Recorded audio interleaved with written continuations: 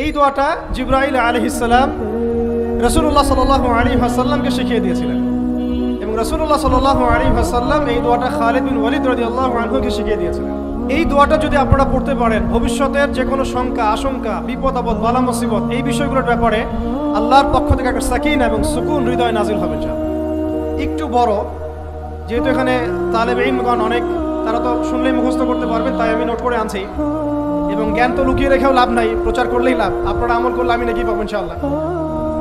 তো এই দোয়াটা হচ্ছে আউযু বিকালিমাতিল্লাহি তাম্মাতিল্লাতি লা ইউজাবিজুহুন্না বাররুন ওয়ালা ফাজির মিন শাররি মা খালাকা ওয়া যারআ ওয়া বারআ ওয়া মিন শাররি মা ইয়ানজিলু মিনাস সামাই ওয়া মা ইয়া'রুজু ফিহা ওয়া মিন শাররি মা যারআ ফিল আরদি ওয়া মা ইয়াখরুজু মিনহা ওয়া মিন শাররি ফিতানিল লাইলি ওয়ান নাহার ওয়া মিন শাররি তাওয়ারিকিল লাইল ইল্লা তাওয়ারিকান ইয়াতরুকু বিখাইরিন ইয়া রাহমান।